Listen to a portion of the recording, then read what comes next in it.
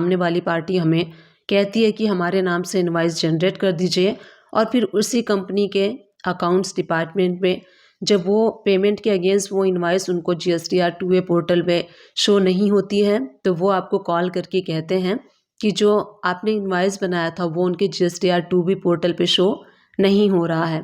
तो आप उनको बताते हैं कि जो इनवाइस बना था वो B2C था, इसीलिए B2C के इनवाइसेस GSTR 2B में शो नहीं होते हैं। तो उस टाइम वहाँ पे जो अकाउंट्स डिपार्टमेंट में होते हैं वो कहते हैं कि हमारे कंपनी के नाम से आप इनवाइस को जनरेट कर दीजिए।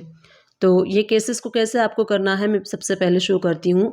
तो जब सबसे पहले आप सेल करते हैं, तो मान लीजिए कि जिन्होंने ऑर्डर प्रोसेस किया उन्होंने बोला कि हमारे नाम से इनवाइस को जनरेट कर दीजिए और सामान हमारे यहाँ डिस्पैच करवा दीजिए। तो ऑल्ट सी प्रेस करके यहाँ से सपोज कि कोमल के नाम से इनवाइस जनरेट हुआ है, ग्रुप है सन्ड्री डेटर्स, सारी इन्फॉर्मेशन फिल कर लेंगे हम, और उसके बाद कोमल नाम से हमने यहाँ पे इनवाइस को जनरेट कर दिया है। जो भी प्रोडक्ट है वो प्रोडक्ट हम ले लेंगे, और लोकल में कर रहे हो तो CGST SGST, और इंटर स्टेट में अगर हम करेंगे तो यहाँ पे हम IGST टैक्स अप्लाई कर लेंगे। अब जैसा कि ये B2C इनवाइस है इसीलिए ये GSTR 2B में सामने वाली पार्टी में शो नहीं होगा, बट वो चाहते हैं इसका इनपुट टैक्स क्रेडिट लेना, तो इसीलिए वो कहते हैं कि इनवाइस को रिवाइज कर दीजिए। तो आपके पास दो ऑप्शन होते हैं, या तो आप अमेंडमेंट कर सकते हैं। अगर आप अमेंडमेंट नहीं करना चाहते हैं तो क्या सोल्यूशन है वो मैं आपको आगे बताने वाली हूँ। तो देखिए, कोमल नाम से हमने पेमेंट भी रिसीव कर लिया है, रिसिप्ट वाउचर में कोमल को हमने कर दिया है क्रेडिट, बैंक को हमने कर दिया है डेबिट। तो इस तरीके से चलिए गो टू में चलते हैं, लेजर रिपोर्ट्स में चलते हैं, एंड यहाँ पे वाउचर ओपन कर लेते हैं कोमल का। यहाँ आप देखेंगे कोमल के लेजर में सबसे पहले हमने सेल किया और उसके बाद हमने पेमेंट रिसीव कर लिया है, कोमल का लेजर हो गया है नील। बट सामने वाली पार्टी चाहती है कि वो टैक्स क्रेडिट लेना चाहती है, तो जब तक उनके GSTR 2B में शो नहीं होगा तो वो नहीं ले सकते हैं इनका इनपुट टैक्स क्रेडिट। तो उन्होंने बोला कि आप हमारे कंपनी के नाम से इनवाइस बना दीजिए या फिर अमेंडमेंट कर दीजिए। तो अगर आप अमेंडमेंट नहीं करना चाहते हैं तो आपको क्या करना होगा, सेम कोमल नाम से हम क्रेडिट नोट इशू कर देंगे, यानी कि हमने सेल किया और माल जो है वापस आ गया है, तो एज अ B2C आपको क्रेडिट नोट इशू करना होगा। सेकेंडली, उनके कंपनी के नाम से हम इनवाइस जनरेट करेंगे और पेमेंट वाले वाउचर को चेंज कर देंगे। तो इस तरीके से ये प्रॉब्लम सॉल्व हो जाएगी। तो यहाँ देखिए, जो हमने सेल इनवाइस किया था वो तो एज इट इज़ रहेगा, हमने अपने रिटर्न में भी शो कर दिया है, तो ये सेम एज इट इज़ रहेगा।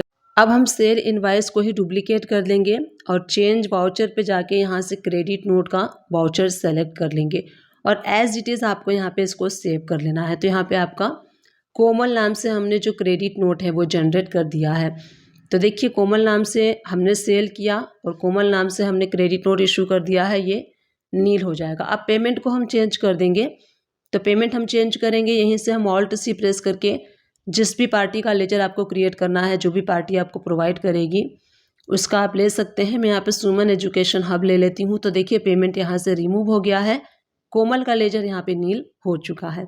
तो इस तरीके से कोमल का जो मैटर था वो शॉर्ट आउट हो गया है। अब आते हैं सुमन एजुकेशन हब में। तो सुमन एजुकेशन हब में आप ओपन कर लीजिए और यहाँ आप देखेंगे हमने पेमेंट किया है, तो कोमल वाले इनवाइस को ही हम कर लेंगे डुप्लीकेट और हमें यहाँ पे सिर्फ जो लेजर का नेम है वही चेंज करना है। तो लेजर का नेम हम सुमन एजुकेशन हब करके इसको सेव कर लेते हैं। डेट आप करेंट में कर लीजिएगा, करेंट पे हम इनवाइस जनरेट करेंगे और यहाँ पे इस इनवाइस को हम सेव कर लेंगे। और अब मैं आपको शो करती हूँ सुमन एजुकेशन हब का लेजर हम देख लेते हैं। तो यहाँ से बैक जाके भी आप कर सकते हैं। तो यहाँ से सुमन एजुकेशन हब का मैं लेजर ओपन कर लेती हूँ और अब मैं आपको शो करती हूँ। हमने पहले पेमेंट रिसीव किया, उसके बाद हमने इनवाइस यहाँ पे इसके अगेंस्ट इशू कर दिया है। तो इसका भी लेजर क्लियर हो गया है, जितने का पेमेंट है उतने का बिल है। यहाँ देख सकते हैं मैंने कुछ एग्जांपल्स प्रिपेयर किए हैं सो दैट मैं आपको एक्सप्लेन कर सकूँ। तो आप देख सकते हैं TDS जनवरी मंथ का मैंने प्रिपेयर किया हुआ है, जो कि हम एवरी मंथ प्रिपेयर करते हैं बिफोर सबमिटिंग TDS चालान। और सेकेंड वाली शीट आपको फेब मंथ की शो हो रही है, जब आप अपना जो भी है अटेंड करके या फिर हॉलीडे कंप्लीट करके आते हैं, तो वो नेक्स्ट मंथ जब आप प्रिपेयर करते हैं तो वो शीट है। तो यहाँ देखिए, जनवरी मंथ में जो आपके कोर स्टाफ हैं आप उनको कह के जाते हैं कि किसी भी अर्जेंट वर्क की वजह से आपको हॉलीडेज़ पे रहेंगे आप, तो जो वर्क है टीडीएस चालान जो है वो बिफोर 7th फ़ैब फिल कर देना। और आप उनको ये भी इन्फॉर्म कर देते हैं कि ये जो भाटिया ट्रांसपोर्टर का इनवॉइस है, इस पे आपको इंटरेस्ट कैलकुलेट करना है। जो इनवॉइस है वो दिसंबर मंथ का है, बट जो हम टीडीएस पे कर रहे हैं वो फ़ैब मंथ में कर रहे हैं, तो यानी कि दिसंबर, जनवरी एंड फ़ैब। तो 1.5 मल्टीप्लाई 3 यानी कि 4.5% इंटरेस्ट कैलकुलेट करके 4000 पे आप पे कर देना। बट क्या होता है कि कई बार माइंड से निकल जाता है, या फिर कोई स्टाफ ने देखा कि शीट प्रिपेयर है वो भूल गए और 4000 उन्होंने टीडीएस पे कर दिया 7th ऑफ फ़ैब को। जब आप हॉलीडेज़ अटेंड करके आते हैं और आप अपने वर्क को कंटिन्यू करते हैं, आप फ़ैब मंथ का टीडीएस का जो बुक है, जो डिटेल है वो प्रिपेयर करते हैं, तो एज़ जैसे कि आप किसी को हैंडओवर वर्क करके गए थे तो आपने प्रीवियस मंथ का चेक कर लिया। तो जब आपने चेक किया तो आपको मिला कि प्रीवियस मंथ में उन्होंने इंटरेस्ट कैलकुलेट ही नहीं किया था, जबकि भाटिया ट्रांसपोर्टर का आपने बताया था उनको कि दिसंबर मंथ का इनवॉइस है तो दिसंबर, जनवरी और फरवरी में चालान किया था उन्होंने पे। तो 3 मंथ का 1.5 के अकॉर्डिंग 4.5% का जो इंटरेस्ट अमाउंट है उन्होंने कैलकुलेट नहीं किया था, ऐड नहीं किया था। तो जो इंटरेस्ट का पार्ट है जो कि पे होना चाहिए था, नहीं हुआ।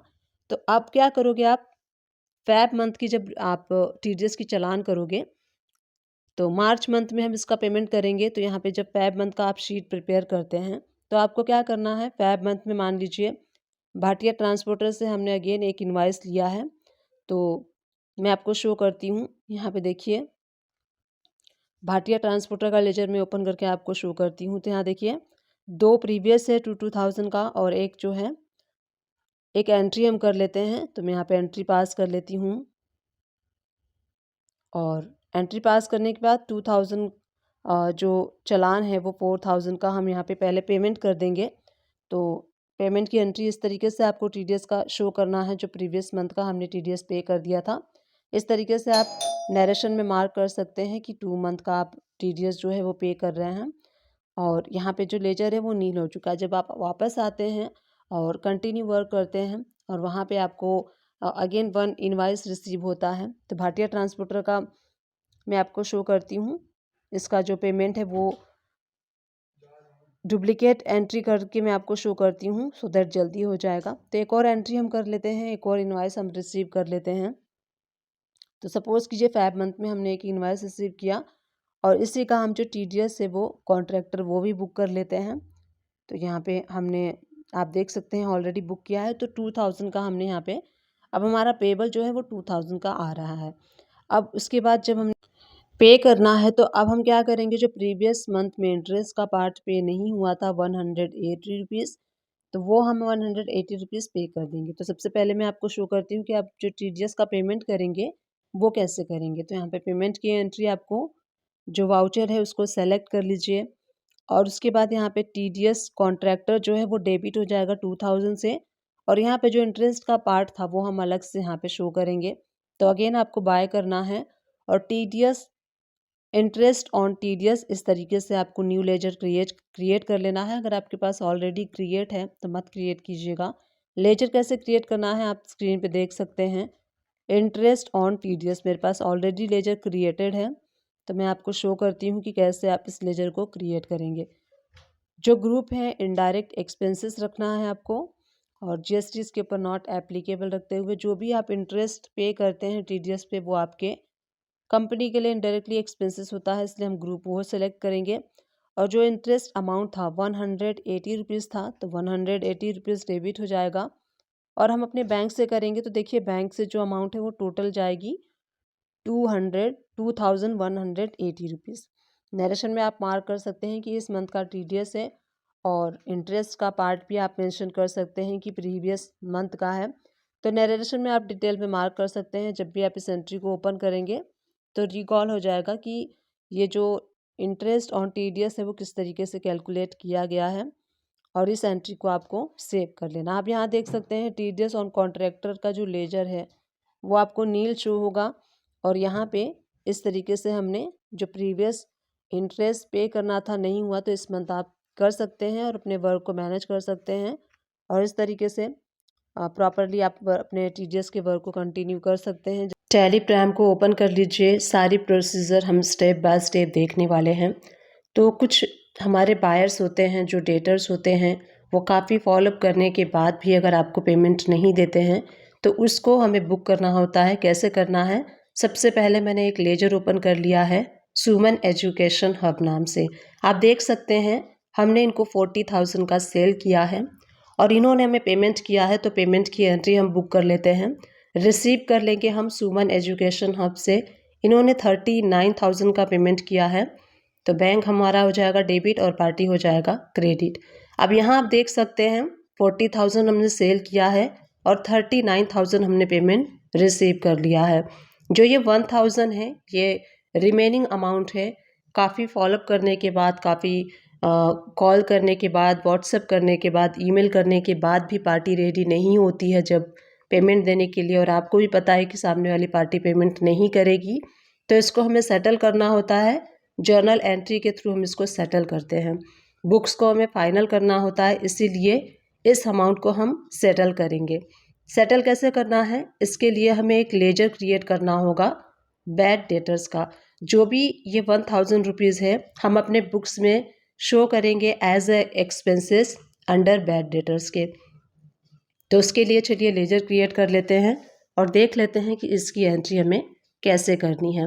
जब भी कोई डेटर्स हमें पैसे नहीं देता है तो उसकी एंट्री हमें कैसे करनी है। तो ऑल्ट ए प्रेस करेंगे, वाउचर ओपन हो जाएगा। जर्नल वाउचर सेलेक्ट कर लीजिए। डेट को आपको चेंज कर लेना है, 31 मार्च कर सकते हैं आप, क्योंकि ईयर के एंड में हम एडजस्टमेंट की एंट्री कर रहे हैं। और यहीं से बैड डेटर्स का लेजर हम क्रिएट करेंगे अंडर इनडायरेक्ट एक्सपेंसेस के, और यहाँ पे जीएसटी नॉट एप्लीकेबल होगा। अगेन नॉट एप्लीकेबल करते हुए इसको आपको सेव कर लेना है। अब जो भी अमाउंट है हम डेबिट कर देंगे, तो हमारा अमाउंट 1,000 था और जिस पार्टी का था उस पार्टी को हम कर देंगे यहाँ पे क्रेडिट। इस तरीके से हमने एडजस्टमेंट की एंट्री पास कर ली है। इसको हम सेव कर लेंगे। अब आप देख सकते हैं जो सुमन एजुकेशन हब पार्टी का लेजर है वो नील हो चुका है। सबसे पहले हमने 40,000 सेल किया, 39,000 का पेमेंट हमने रिसीव किया और 1,000 का हमने एडजस्टमेंट की एंट्री के थ्रू इस लेजर को फाइनल कर दिया, एडजस्ट कर लिया। तो इस तरीके से आप भी कर सकते हैं। अगर कोई ऐसी पार्टी है जो पेमेंट नहीं दे रही है तो इस तरीके से एडजस्ट करके बुक्स को आप फाइनल कर सकते हैं।